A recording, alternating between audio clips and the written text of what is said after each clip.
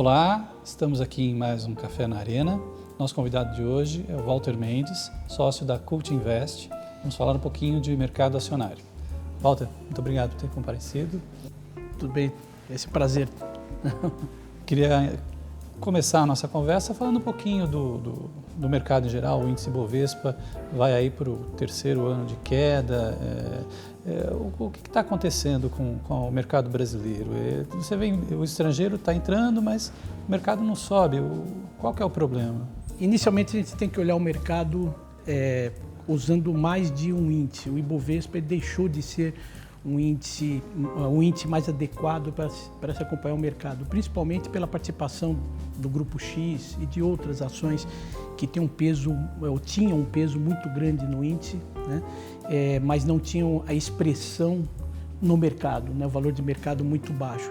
Isso distorceu muito o índice, fez com que nós tivéssemos, por exemplo, este ano uma queda muito expressiva no Ibovespa, mas uma queda muito pequena se nós utilizarmos o IBX 50, por exemplo, ou o IBX, né? Onde o OGX quase nem aparecia. Onde o peso de OGX é quase inexistente, e outras ações têm peso muito menor, Ambev tem um peso muito maior, né? Então as construtoras têm um peso menor no IBX e maior no Ibovespa e assim vai. E a questão aí é que tem fatores externos, fatores internos, mas no nosso caso principalmente fatores internos. Depois da crise de 2008 e 2009 nós tivemos uma série de incentivos, a economia cresceu muito no Brasil a partir de 2010 principalmente, né? Mas no final de 2009 já se previa isso e a bolsa subiu muito em 2009. Em 2010 o mercado ficou mais ou menos estável, que foi uma ressaca, digamos assim, de 2009, de um crescimento muito expressivo. Em 2011 nós começamos a ver uma frustração constante com o crescimento. O Brasil, naquela época, se previa que tinha um potencial de crescer 4% ao ano, né? Hoje, o potencial que os economistas veem no Brasil é de 2,5% ao ano, 2% ao ano, uma taxa muito, muito menor. Além disso, nós vimos ao longo desses últimos anos um aumento da intervenção do governo no setor elétrico, no setor bancário e em vários outros segmentos. Petrobras, né? Em Petrobras, que é uma intervenção exatamente enorme, bem lembrado, extremamente importante, segurando os preços e fazendo com que a Petrobras sirva de instrumento para controle da inflação, né? Então, isso tudo criou um ambiente bem negativo. As empresas, com essa frustração no crescimento, né, com essa inflação ainda alta, né? Do lado externo, o que nós vimos foi alguns momentos, né, de muita incerteza, como em agosto de 2011, quando teve o downgrade da dívida americana, todos os mercados caíram muito, se criou uma incerteza porque era uma coisa nova, né? Mas nós tivemos muita dúvida com relação ao crescimento da China, que veio de 10% ao ano para 7,5%, né? Isso gerou uma incerteza em relação aos mercados para os quais o Brasil exporta, principalmente a China, né? O Brasil é um exportador dessa área, né? O preço de commodities é extremamente importante para a nossa economia e para várias empresas da Bolsa. Então o setor siderúrgico sofreu, o Vale, né, no minério de ferro sofreu, mas a China se estabilizou, num crescimento mais baixo, mas se estabilizou. A economia americana começou a se recuperar. Então, na verdade, nós tivemos até uma ajuda mais recente do cenário externo. O único senão foi em maio passado, quando o Fed veio a público falar que poderia reduzir os incentivos e diminuir a liquidez no mercado. Isso afetou todos os mercados, e particularmente os mercados emergentes. O Brasil caiu muito. Mas o que caiu em um mês, de maio para junho, voltou a recuperar em 3 meses, né? Em julho, agosto e setembro, né? E outubro já estava mais ou menos no mesmo patamar. Desceu de elevador e subiu de escada. Né? Isso mesmo, descer de elevador e subir de escada, como muitas vezes acontece no mercado. Quando se percebeu que o Fed não iria fazer essa mudança tão rapidamente, em setembro ele não fez, não ia ser tão drástico e tal, então os mercados voltaram mais ou menos para o mesmo nível. E nessa época que os estrangeiros aproveitaram essa queda muito forte para essa alta. Por que então o Ibovespa não subiu mais, ou por que os índices, mesmo o IBX e tal, não subiram além desse nível de maio, só recuperaram o nível de maio? Porque muito desse fluxo estrangeiro não foi para ações que são importantes na Bolsa, foram para setores novos, foram para seguros, foram para educação, foram para outras ações, né? Num montante, num percentual maior do que era no passado. houve uma recuperação sim, e esse fluxo ajudou na recuperação, mas uma recuperação que só voltou basicamente para os patamares anteriores, o patamar que já estava em maio.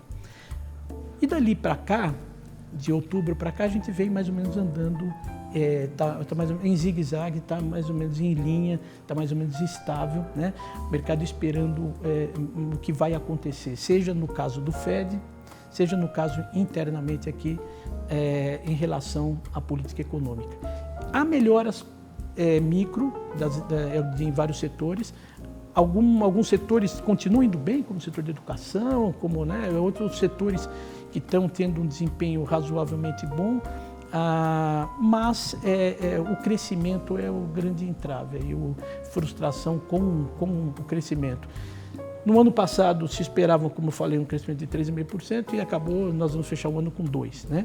No ano que vem já se espera 2% de crescimento. Hoje saiu o Focus, né, segunda-feira, e a expectativa para o ano que vem é de 2,1% de crescimento. Então, praticamente 2% também, né? É a mesma coisa.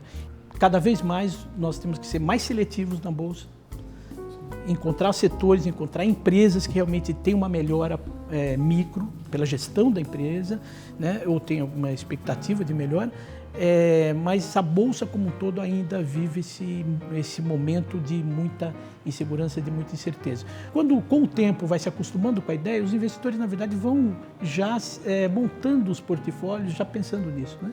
Então o efeito sempre quando vem à tona é muito menor do que se imaginava, né, anteriormente. Então acho que essa questão está se tornando uma questão menor com o tempo. Então o que a gente precisa realmente é uma melhora do clima interno, uma melhora na política fiscal, uma melhora na postura do governo em relação às empresas, em relação ao seu intervencionismo, né? Então acho que essa melhora pode gerar algum benefício para a Bolsa de uma forma geral.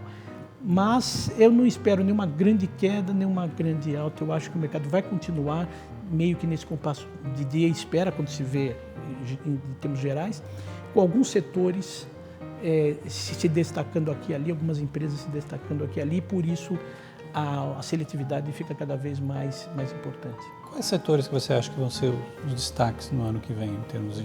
Com esse crescimento ainda modesto, você falou da Vale, né? A Vale já está bem preparada. Eu acho que os setores exportadores, com essa melhora do câmbio, né?